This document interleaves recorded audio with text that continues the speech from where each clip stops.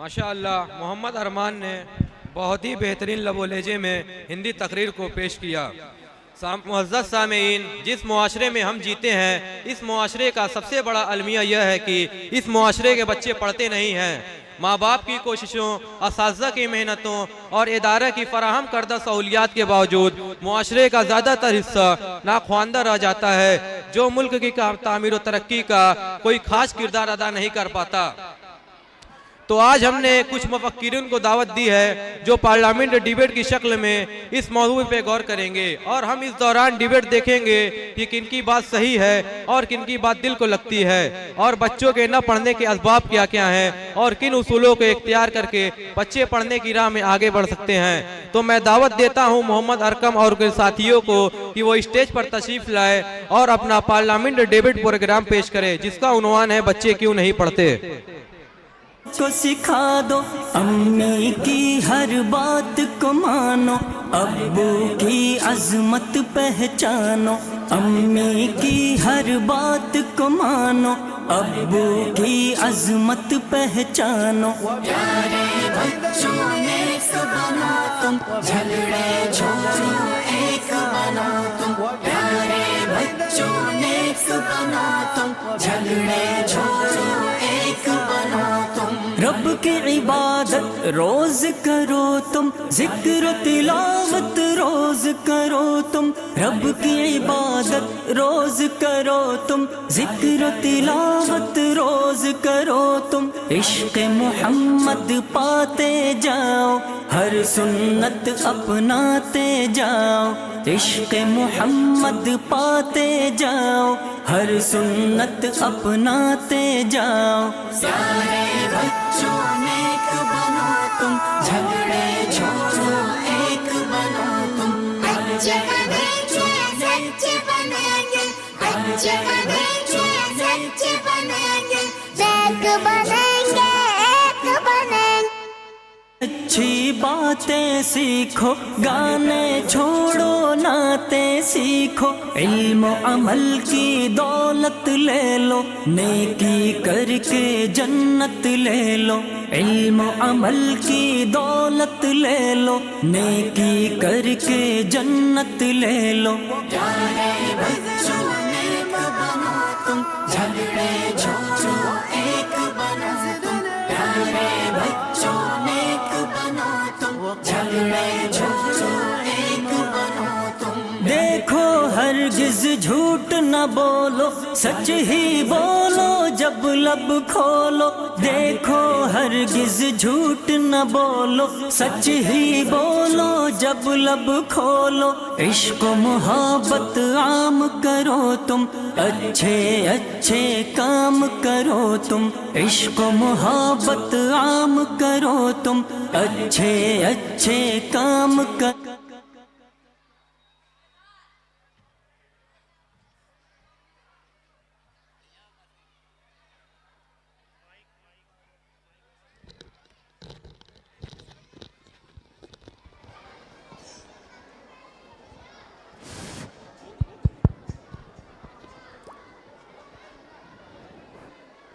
Hello,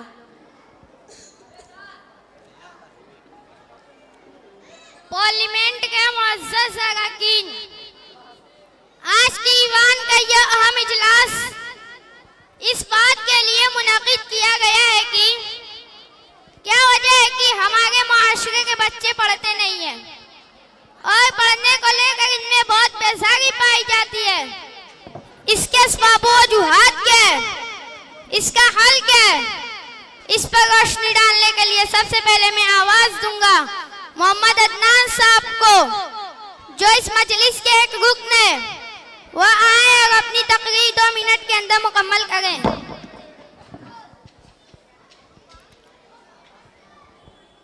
बहुत शुक्रिया मुअज़्ज़ज़ speaker साहब, आपने मुझे बोलने का मौका दिया।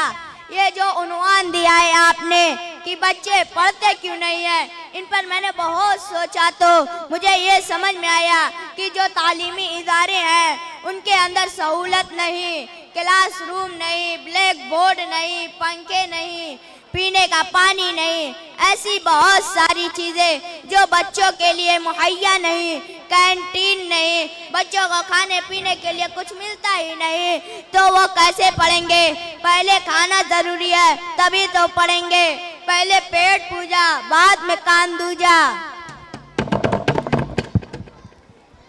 इसके बाद मैं दूसरे रुकन को आवाज़ देता हूँ मोहम्मद जैद साहब को, जो इस इजलास के एक अहम कड़ी है। वह आए और अपनी तकरीर 2 मिनट के अंदर मुकम्मल करें। स्पीकर साहब, हमारा भी कुछ ख्याल ऐसा ही है जैसा कि हमारे भाई ने दायर किया। स्पीकर साहब, हम कहते हैं कि जो हमारे तालीमी इदारे हैं इसमें टॉयलेट ही अच्छा नहीं है, इसमें बैठने का सीट अच्छा नहीं है, इसी तरीके से क्लासरूम में कोई व्यवस्था ही नहीं है। कम से कम एसी होना चाहिए, तभी तो हमारे बच्चे को आराम मिलेगा और बच्चा पढ़ेगा। इसके बाद मैं तीसरे रुकन को आवाज़ देता हूँ रैयान अलकम को, जो इस मजलिस के एक अहम कड़ी है। वो आए और अपनी तकरीर 2 मिनट के अंदर मुकम्मल करें।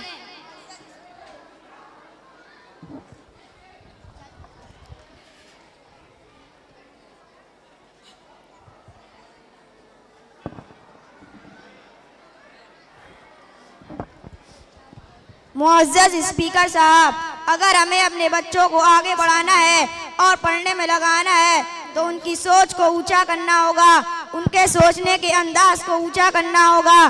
क्लास में ब्लैक बोर्ड की जगह प्रोजेक्टर लगाना होगा। बच्चों को कॉपी कलम नहीं लैपटॉप देना पड़ेगा। हर बच्चे के पास लैपटॉप हो, हर बच्चे के पास टैब हो, हर बच्चे के पास मोबाइल हो, वाईफाई फ्री हो, तब जाकर हमारे बच्चे पढ़ सकते हैं, कुछ कर सकते हैं और देश के लिए कुछ बन सकते हैं। इसके बाद मैं चौथे रुकन को आवाज़ देता हूँ मोहम्मद यासिर साहब को, जो इस मजलिस के एक बड़े शख्सियत के मालिक हैं। वह आए और अपनी तकरीर 5 मिनट के अंदर मुकम्मल करें। मुअज़्ज़ज़ स्पीकर व दीगर अरकान पार्लिमान, हमने बहुत देर से आपकी बातें सुनी और हमें बहुत अफसोस है कि इस मुअज़्ज़ज़ सदन के लोग ऐसी अजीबोगरीब बातें करते हैं जिसका तालीम व तरक्की से दूर दूर का भी वास्ता नहीं है। किसी साहब ने कहा कि मदरसे में इंतज़ाम अच्छा नहीं है, ब्लैक बोर्ड नहीं है, पंखे नहीं है, तो मैं बताता चलूँ कि ऐसा बिल्कुल नहीं है। आपके तालीमी इदारे यह सारी चीज़ें फराहम करते हैं। कोई साहब यह कह रहे थे खाने पीने की चीज़ें बच्चों को फराहम की जाए, वो तब वो पढ़ेंगे। कोई साहब एसी की बात कर रहे थे और कोई लैपटॉप की। यह मानता हूँ कि इंतजामात मदरसे में अच्छे होने चाहिए, लेकिन जो बातें आपने कही उसे सुनकर अफसोस हुआ। हमारे बड़े जो इन्हीं तालीमी इदारों से पढ़ करके बड़े बड़े आलिम बने, मुफ्ती बने, बड़े बड़े डॉक्टर बने, बड़े बड़े साइंटिस्ट बने, इंजीनियर बने, क्या कभी उन्होंने ऐसी चीज़ों का मुतालबा किया या ऐसी चीज़ें देखी? यह बस कहने की बातें हैं और बहाने हैं। स्पीकर साहब, हकीकत यह है कि आज के दौर में मोबाइल की वजह से माहौल बहुत ख़राब हो गया है। ज़्यादातर बच्चे मोबाइल में गेम खेलने, फिल्में देखने, चैटिंग करने, रील बनाने, इंस्टाग्राम, फेसबुक वगैरह पर स्टोरी लगाने में मशगूल रहते हैं। उनके माँ बाप भी बहुत कोशिश करते हैं, मेहनत करते हैं, लेकिन वह उनकी बातों पे ध्यान नहीं देते। मदरसे में उनके लिए सारी सहूलियात फराहम होती है, उसका ख्याल नहीं करते। असातिज़ा की मेहनतें, लगन और शफकत को नज़रअंदाज करते हैं। यह बुनियादी असबाब हैं बच्चों के न पढ़ने के। ज़रूरी है कि अपने बच्चों को इस गंदे माहौल से बचाया जाए और मोबाइल से दूर रखा जाए। ख़ास तौर से कोशिश की जाए कि ज़्यादातर मौका पर घर के लोग खुद बच्चों का नागा करा देते हैं, शादी ब्याह के मौका पर या दीगर मौक़ों पर। इसी तरीके से वक्त पर बच्चे मदरसा आने की फिक्र नहीं करते, होमवर्क नहीं करते। यह सब असबाब भी बच्चों को तालीम से पीछे करने और तालीम से दूर करने में असरअंदाज होते हैं। हम सबको मिलकर चाहिए कि ऐसे मुआशरे की तश्कील दें जिसके बच्चे पढ़ाई से, किताबों से और अपने रोशन मुस्तकबिल से मोहब्बत करने वाले हों। बहुत शुक्रिया। मुअज़्ज़ज़ अरकान की मुख्तलिफ आगाह सुनकर हम इस नतीजे पर पहुंचे हैं कि बच्चों को एसी और लैपटॉप की कोई जरूरत नहीं है। खाने पीने का इंतजाम और दीगर जरूरत चीजें इदारों में मिलती है।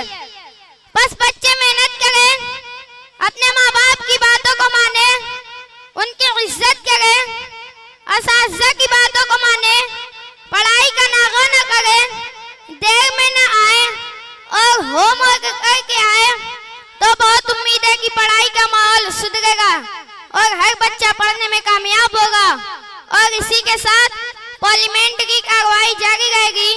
बहुत बहुत शुक्रिया।